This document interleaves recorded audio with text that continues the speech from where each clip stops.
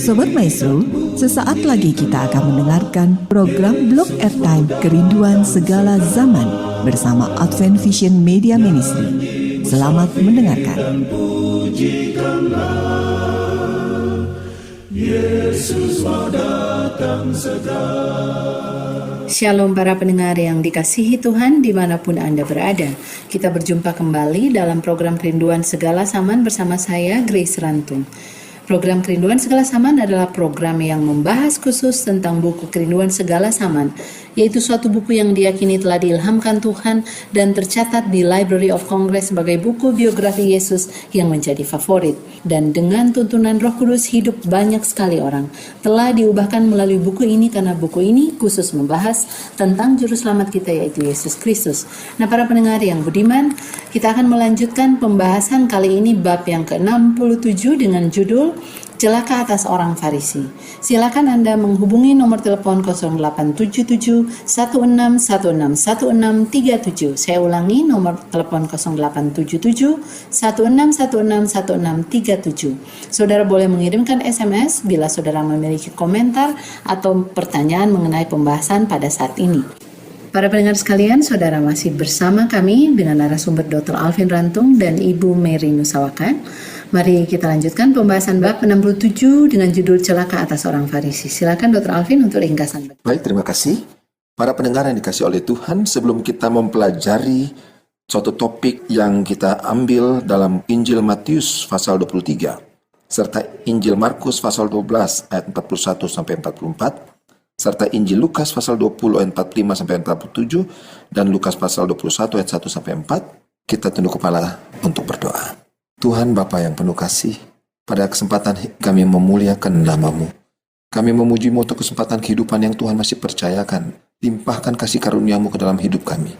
Saat mana kami mempelajari kebenaran firman Tuhan, Roh Kudus menuntun hati kami, menyingkirkan setiap ketidaktahuan, keraguan-raguan kami, dan membuka tabir kemuliaan-Mu, tabiat Yesus, tabiat Bapa, yang boleh kami pelajari bersama-sama pada saat ini. Terima kasih Tuhan. Kami berdoa dan mengucap syukur di dalam nama Yesus. Amin. Baik pendengar yang dikasihi oleh Tuhan, kita lanjutkan kembali pembahasan kita yang terdapat di dalam Injil Matius pasal 23, yang sekarang kita akan memulainya dari ayat yang ke-13 sampai ayat yang ke-39. Ketika Yesus berkata kepada orang banyak dan murid-muridnya, serta juga berbicara langsung kepada para ahli Taurat orang Farisi ini, dia bermulai dalam ayat yang 13 dengan perkataan demikian. Celakalah kamu, hai ahli-ahli Taurat dan orang-orang Farisi, hai kamu orang-orang munafik, karena kamu menutup pintu-pintu kerajaan surga di depan orang, sebab kamu sendiri tidak masuk, dan kamu merintangi mereka yang berusaha untuk masuk.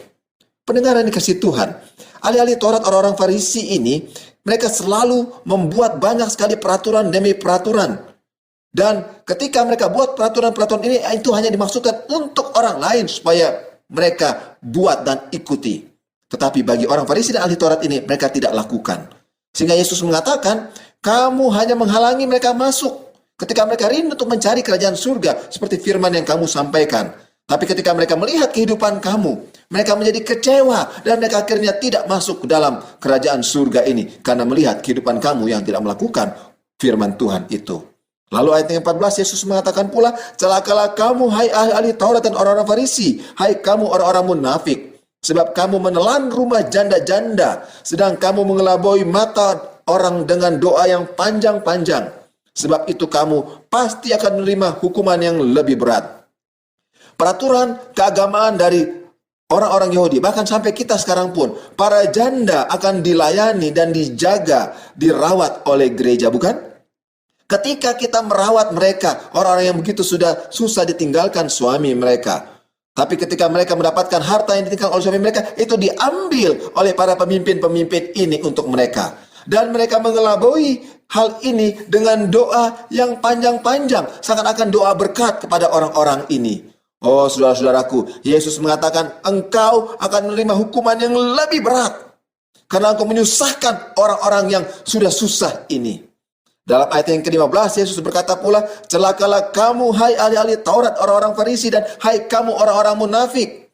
Sebab kamu mengarungi lautan dan menjelajah daratan untuk mentobatkan satu orang saja menjadi penganut agamamu. Dan sesudah ia bertobat, kamu menjadikan dia orang neraka yang 2 kali lebih jahat daripada kamu sendiri. Seringkali kita mengumpulkan uang sebanyak mungkin untuk melakukan KKR agar orang-orang lain boleh bertobat. Ketika orang-orang ini sudah bertobat dan mengenal Tuhan, di dalam gereja kita mempertunjukkan kejahatan-kejahatan yang terlihat, yang dilihat oleh mereka. Ternyata ini lebih jahat dari apa yang mereka alami di luar. Unsur-unsur untuk saling mempersalahkan, menjatuhkan, mengkritik ada di dalam gereja, sehingga akhirnya mereka lebih jahat daripada kita sendiri. Dalam ayat yang ke-16, Yesus mengatakan, celakalah kamu hai pemimpin-pemimpin buta yang berkata, bersumpah demi bait suci, sumpah itu tidak sah. Tapi bersumpah demi emas bait suci, sumpah itu mengikat. Ya, mereka juga berkata, bersumpah demi mezbah, sumpah itu tidak sah. Tapi bersumpah demi persembahan yang ada di atasnya, sumpah itu mengikat. Oh, saudara-saudaraku yang kekasih, ketika kita berkata bait suci dan mezbah itu tidak sah, ketika kita melakukan perjanjian komitmen kita dengan Tuhan, tapi justru yang sah itu adalah emas itu atau persembahan itu, suatu pertunjukan itu yang sah, persembahan yang banyak itu yang sah, tapi hati itu tidak sah. Yesus menegur pemimpin-pemimpin ini. Dikatakan mereka buta, mereka tuli, mereka ini benar-benar bejat oleh karena hati mereka tidak mereka serahkan. Tapi justru persembahan-persembahan pertunjukan ini yang mereka anggap itu yang melayakkan mereka masuk ke surga. Mereka merasa amal yang mereka berikan itu adalah yang membuat mereka boleh mendapatkan keselamatan. Tetapi hati yang mereka punya, mereka tidak serahkan kepada Yesus. Dalam ayat yang ke-23, Yesus berkata, celakalah kamu hai ahli Taurat, orang-orang Farisi, dan hai kamu orang-orang munafik. Sebab persepuluhan dari selasih, adas manis dan jintan kamu bayar. Tapi yang terpenting dalam hukum Taurat kamu abaikan, yaitu keadilan, belas kasihan, dan kesetiaan. Yang satu harus dilakukan. Kenapa? Karena itu adalah kewajibanmu, yaitu perpuluhan, dan yang lain jangan diabaikan, yaitu kasih. Kita sering kali betul-betul merasakan bahwa kewajiban kita itu kita sudah lakukan dengan benar. Tapi justru yang lain yang juga sangat penting, yaitu kasih, kita tidak lakukan. Oh, saudara-saudaraku, kita dikatakan pemimpin-pemimpin yang munafik. Dikatakan juga, nyamuk kita tapiskan dari dalam minuman kita, tapi unta dalamnya kita telan. Kita berbicara tentang makanan halal dan haram, tapi ketika ada makanan haram yang menyentuh kita punya makanan, kita bersihkan semuanya. Tapi justru yang haram pikiran kita itu, yang ada dalam hati kita, kita telan, kita gunakan untuk mencelakakan orang lain. Karena dari hati timbul pikiran-pikiran jahat. Itulah yang Tuhan katakan yang menajiskan orang. Dalam ayat yang ke-25 Yesus berkata, celakalah kamu hai ahli Taurat dan orang-orang Farisi, hai kamu orang-orang munafik. Sebab cawan dan pinggan kamu bersihkan sebelah luarnya, tapi sebelah dalamnya kamu penuh dengan rampasan dan kerakusan. Kita terlihat suci di luar, tapi di dalam kita penuh dengan keserakahan, penuh dengan mementingkan diri, keangkuhan, kesombongan. Lalu Yesus berkata pula dalam ayat yang ke-27, celakalah kamu hai ahli-ahli Taurat, orang-orang Farisi dan orang-orang munafik. Sebab kamu sama seperti kuburan yang dilabur putih yang sebelah luarnya memang bersih tampaknya, tapi sebelah dalamnya dipenuhi dengan tulang belulang dan berbagai jenis kotoran. Demikian jugalah kamu di sebelah luar kamu tampaknya benar di mata orang, tapi di sebelah dalam kamu penuh dengan kemunafikan dan kedurjanaan. Kita kelihatannya putih bersih, tapi di dalam hati kita penuh dengan dosa yang tidak kita mengakui. Dosa-dosa kesayangan kita yang tetap kita pegang dan jaga. Kita seringkali melihat selumbar di mata orang lain, tapi balok di mata kita, kita tidak lihat. Celakalah kamu dalam ayat 29, hai ahli Taurat dan orang-orang Farisi, hai kamu orang-orang munafik. Sebab kamu membangun makam nabi-nabi dan memperindah tugu orang-orang saleh. Kita seringkali memperindah kuburan-kuburan dengan biaya yang besar, bikin upacara-upacara yang hebat. Ketika orang itu sudah mati, kata-kata yang besar, yang agung, kata-kata pujian kita berikan kepada itu sudah ketika keluarga kita itu sudah mati. Tapi ketika dia masih hidup, tidak ada satupun bantuan. Kata-kata kasar mungkin kita ungkapkan kepada mereka. Kita mungkin meninggalkan mereka, menyingkirkan mereka. Ketika mereka sudah mati, mereka tidak tahu apa-apa lagi. Apa yang motif dibalik itu adalah untuk kesombongan, agar orang memperhatikan kita yang hidup ini, bahwa kita ini orang baik, memperlakukan orang mati ini dengan baik. Saudara-saudaraku, Yesus berkata, "Hai kamu ular beludak, hai kamu keturunan ular beludak, bagaimana mungkin kamu dapat meluputkan diri dari hukuman neraka ini?" Karena kita sudah tahu apa yang kita harus buat, tapi kita tidak melakukannya. Firman Tuhan mengatakan, apabila kamu sudah mengetahui untuk berbuat baik, tapi kamu tidak melakukannya, kamu berdosa. Dalam buku Yakobus pasal yang keempat. Sebab itu, dalam ayat 34 dalam Matius 23 ini, Yesus berkata, "Aku mengutus kepadamu nabi-nabi, orang-orang bijaksana dan ahli-ahli Taurat. Separuh di antara mereka akan kamu bunuh dan kamu salibkan. Yang lain akan kamu sesah di rumah-rumah ibadahmu dan kamu aniaya dari kota ke kota." Para pendengar yang dikasihi Tuhan, ketika kita tidak mau menghidupkan kehidupan yang Yesus ajarkan dalam firman-Nya, ketika kita mengajarkan demikian tapi kita tidak menghidupkannya, kita akan justru nanti menjadi orang-orang nyinggung kita punya dosa. Kita akan menjadi orang yang marah kepada mereka, orang yang merencanakan pembunuhan dan kejahatan. Tapi saudara-saudaraku, ketika Yesus mengecam para pemimpin-pemimpin agama ini, ahli-ahli kitab suci ini, orang-orang Farisi yang kelihatannya suci, tapi Yesus mengecamnya dengan kemarahan yang saleh. Dia mengatakan dia membenci dosa, tapi dia mencintai orang berdosa. Buktinya di mana? Ayat yang ke-37. Ketika Yesus berkata, "Yerusalem, Yerusalem, engkau yang membunuh nabi-nabi dan melempari dengan batu orang-orang yang diutus kepadamu. Berkali-kali aku," Yesus katanya, "rindu mengumpulkan engkau, anak-anakmu, seperti induk ayam mengumpulkan anak-anaknya di bawah sayapnya. Tapi kamu memilih untuk tidak mau." Tuhan mencintai kita. Tuhan mencintai saudara dan saya. Panggilan ini adalah panggilan kepada kita semua untuk kita datang berlindung di bawah naungan kasih Yesus. Biarlah saudara saya menerima panggilan ini. Jangan keraskan hati kita ketika Roh Kudus menggerakkan hati kita untuk datang menyerahkan segala dosa kita kepada Yesus. Maka janji dia akan mengampuni kita, bahkan menyucikan kita dari segala kejahatan. Amin. Terima kasih Dr. Alvin. Para pendengar yang dikasihi Tuhan, kemunafikan sangat dibenci oleh Allah. Dan penyalahgunaan tanggung jawab atau jabatan yang suci dipersalahkan oleh Allah. Itulah yang Yesus ingin keluarkan dari hati manusia, khususnya para pemimpin, agar dapat terhindar dari kehancuran. Kami berharap pendengar terus bergabung dalam pembahasan bab 67, buku Kerinduan Segala Zaman, dan dari sekian banyak pendengar yang sudah diberkati melalui buku ini, kami mau menyampaikan bahwa saudara-saudara telah dan akan terus kami doakan. Dan kali ini kami ingin menyapa Bapak Roy Pranata di Cipadung, Bapak Edi Kurniadi di Cibaduyut, Ibu Lisda Sintawati di Durman, Pak Darmana di Jalan Jenderal Ahmad Yani, dan Pak Teddy Rusmana di Jalan Sri Molek. Kiranya Tuhan telah memberkati saudara-saudara melalui buku ini, dan Tuhan telah menjawab permohonan-permohonan saudara. Dan bagi para pendengar yang memiliki komentar, pertanyaan, bahkan permohonan untuk kami doakan, jangan ragu untuk mengirimkan SMS ke nomor 0877 16161637. Baiklah Dr. Alvin, Ibu Mary, mari kita lanjutkan. Bab yang 67, sangat banyak teguran, sangat banyak perenungan yang perlu kita buat ya.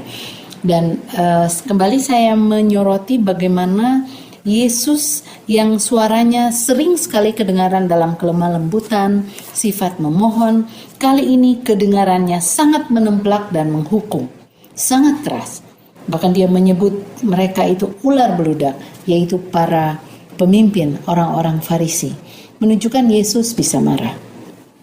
Dan marah tadi yang disampaikan Dr. Alvin adalah marah yang suci, marah terhadap dosa. Bolehkah kita marah? Boleh ya, Ibu Mary sudah mengangguk. Boleh. Mari kita lihat seperti apa Yesus marah. Kemarahan yang Kristus tunjukkan kepada kepura-puraan, kepada dosa. Karena itulah yang akan membunuh dan menghancurkan orang itu. Sementara kalau kita seringnya marah sama orangnya. Tetapi kadang-kala malah sayang sama dosanya, karena apa yang dia buat sering kita buat juga. Bu Mary silakan. Jadi berulang-ulang kali kita belajar bahwa Tuhan mengetahui hati dan motif manusia. Jadi di dalam hal ini Tuhan mengetahui hati dan motif dari orang-orang Farisi dan pemimpin-pemimpin agama pada waktu itu. Sehingga di sini dikatakan kemarahan Kristus ditujukan kepada kepura-puraan, dosa-dosa yang sangat jahat, yang dengan itu orang-orang sedang membinasakan jiwa mereka sendiri, menipu orang banyak dan tidak menghormati Allah. Tetapi di sini dikatakan, ia senantiasa menentang dosa dengan pedas dan tajam, tetapi tidak ada perkataan dendam diucapkannya. Jadi Tuhan menegur dosa yang dilakukan itu dengan pedas dan tajam, tapi tidak ada perkataan dendam.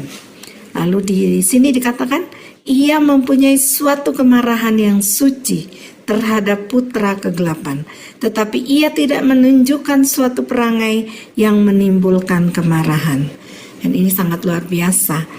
Ia mempunyai suatu kemarahan yang suci, ya, terhadap putra kegelapan. Nah, dikatakan juga demikian juga orang Kristen yang hidup sesuai dengan Allah, yang memiliki sifat-sifat kasih dan kemurahan yang manis, akan merasakan suatu kemarahan yang benar terhadap dosa. Jadi pelajaran ini juga untuk saya sendiri pribadi dan untuk kita semua, bahwa ini adalah suatu kemarahan Yesus yang suci, kemarahan yang benar terhadap dosa-dosa yang kita lakukan, terhadap imam-imam orang Farisi itu dan juga terhadap kita sendiri. Marilah kita membuka hati kita untuk menerima kemarahan yang suci dari Tuhan, ya, menegur segala dosa-dosa yang kita perbuat. Ya. Terima kasih Bu Mary. Jadi ada satu hal juga yang saya garis bawahi yang disampaikan Ibu Mary, yaitu bukan cuman kita belajar untuk marah yang benar, marah terhadap dosa, bukan marah terhadap orangnya, tapi hati kita juga kita harus rela menerima templakan atau kemarahan Yesus yang suci itu, karena dosa itu akan menghancurkan kita. Kalau kita tidak mengeluarkan dosa itu, maka kita akan hancur, dan Yesus nggak mau kita hancur. Dr. Alvin mau berikan komentar, silakan. Ya, sekarang mungkin kita lihat bagaimana kita bisa membedakan kemarahan saya ini kemarahan suci dan kemarahan yang tidak suci. Ya, seringkali dalam praktek saya di tumpang tindih kita bingung. Kita mau tegur dia marah. Nah, mungkin marah yang suci adalah marah seperti seorang ibu marah kepada anaknya, orang tua kepada anaknya. Ketika anaknya misalnya sudah dibilang, "Nak, hati-hati ya lewat jalan ini, jangan banyak mobil kendaraan." Tapi anaknya terus lawan. Seringkali sudah dikasih tahu, akhirnya kita mesti peluk diangkatnya, kadang-kala kita perlu spank. Sudah dibilang itu pada bahaya sekali. Nanti kalau sudah bahaya begini, kamu celakanya lebih besar lagi. Habis itu kita sayang dia.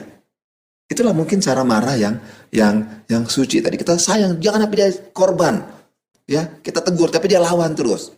Tapi seringkali ada orang yang marah yang tidak suci, kita pukul dia sampai hancur-hancuran. Itu dia sampai tobat. Kita betul-betul lagi panas karena kita marah dari pekerjaan.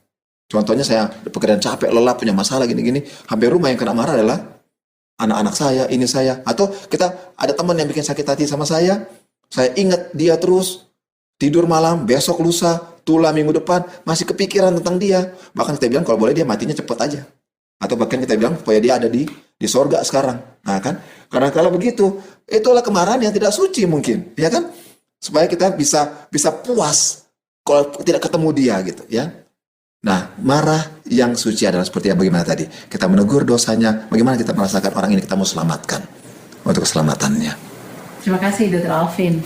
Yesus sebenarnya, bukan sebenarnya, di dalam firman Tuhan lanjutan dari yang tadi sudah dibahas oleh Dr. Alvin, bahwa Yesus sangat berbelas kasihan. Dan Yesus menangis ketika orang Farisi ini menolak. Karena di ayat 37 tadi benar-benar ditunjukkan bagaimana begitu inginnya dia mau menyelamatkan mereka, tapi mereka tinggal. Jadi perasaan Tuhan itu yang ingin menyelamatkan itulah yang seharusnya menjamah hati kita. Mungkin Dr. Alvin punya pengalaman tentang induk ayam gitu. Ya, sebagaimana tadi Yesus mengatakan, aku ingin mengumpulkan engkau seperti induk ayam mengumpulkan anaknya. Ya, saya punya pengalaman ketika rumah kami terbakar. Ayah saya itu coba berusaha untuk, saya masih kecil, masih bayi. Ayah saya berusaha untuk melihat menyelamatkan apa yang bisa diselamatkan. Lalu ayah saya pergi ke belakang rumah, ada di dapur. Lalu kami ada piara ayam dan sudah bertelur dan menetas. Lalu aduh ini ada ayam yang sudah mati ini.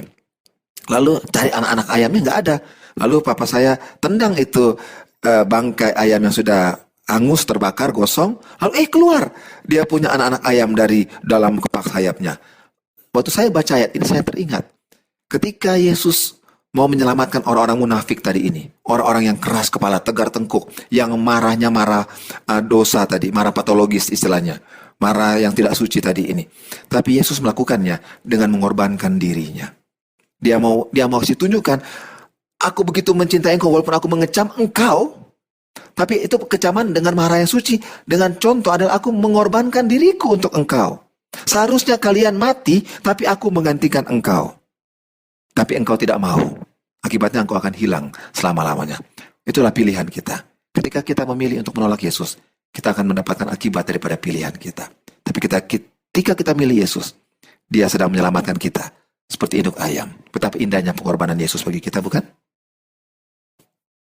Terima kasih Dr. Alvin, terima kasih Ibu Mary, para pendengar yang dikasihi Tuhan. Kemarahan Kristus ditujukan kepada kepura-puraan, kemunafikan. Karena itu akan menghancurkan jiwa kita. Tetapi kabar baik bagi kita yaitu Yesus mengasihi kita dan begitu berbelas kasihan. Dia memberi kita kuasa agar kita memiliki tabiatnya. Mari kita miliki tabiat Yesus dan kuasanya akan mengubah kita yang jahat dan menjadi seperti Dia dengan mempelajari hidup Yesus bersama kami dalam membahas buku Kerinduan Segala Zaman. Kami berharap pendengar sedang mendapatkan berkat melalui pembahasan kali ini dan teruslah bergabung bersama kami. Jika saudara memiliki komentar, pertanyaan bahkan permohonan untuk kami doakan, silakan layankan SMS ke nomor 0877 16161637. Simpulan dari Dr. Alvin. Pendengar yang dikasihi Tuhan, tidak ada satu manusia pun yang benar. Tidak ada yang sempurna. Semua kita telah bersalah dan berdosa. Semua kita harus menanggung hukuman karena dosa. Karena akibat dosa upah dosa adalah maut. Kita harus mengalaminya. Tapi kita bersyukur ketika Yesus menegur kita. Ketika Yesus mengecam perbuatan dosa kita itu. Dia tidak memarahi kita secara manusianya. Tapi Dia sedang menegur dosa-dosa kita. Tapi Dia begitu mencintai kita dengan mengorbankan dirinya bagi kita. Oleh karena itu, jangan keraskan hati kita. Bila mana Roh Kudus menegur dosa-dosa kita, membawa kita kepada kebenaran, biarlah kita terima hal itu. Karena itu akan memberikan kita kekuatan untuk bisa menang terhadap setiap pergumulan yang kita sedang hadapi berhubungan dengan beban dosa ini. Marilah kita tunduk kepala dan kita berdoa. Bapa di surga, terima kasih untuk kasih sayang Tuhan yang begitu indah bagi kami. Untuk segala cara yang Yesus sudah tunjukkan bagi kami. Yesus ingatkan kami akan kelemahan dan dosa kami. Yesus bawa kami kepada kebenaran-Mu. Bahkan Yesus sucikan kami. Oleh karena itu Tuhan, terima kasih. Pengorbanan-Mu, kebangkitan memberikan kami jalan keluar. Injil ini, yaitu kehidupan Yesus. Kabar baik itu, kiranya boleh menjadikan kami memiliki tabiat seperti Engkau. Yang merupakan tabiat Bapa. Untuk kami boleh hidup kekal bersama-sama dengan Yesus dalam kerajaan surga. Kami yang dalam problema masing-masing kami, kehidupan rumah tangga, pekerjaan, pergaulan, di dalam masalah kesehatan kami, dan dalam berbagai aktivitas kehidupan kami yang memiliki banyak problema. Tuhan, berikanlah kami kemenangan. Terima kasih Tuhan, kami berdoa dan mengucap syukur di dalam nama Yesus. Amin. Para pendengar yang dikasihi Tuhan, kami menunggu SMS Anda di nomor 0877 16161637. Dan kami berdoa semoga berkat limpah telah menjadi bagian para pendengar sekalian dan berharap untuk bertemu kembali pada pembahasan selanjutnya, bab 68 dengan judul Di Halaman Luar. Kiranya Tuhan memberkati kita semua adalah doa dan harapan kami. Sampai jumpa. Sobat Maestro, Anda telah mendengarkan program Blog Airtime Kerinduan Segala Zaman dari Advent Vision Media Ministry. Terima kasih atas kebersamaan Anda. Tuhan memberkati. Yesus mau datang segera.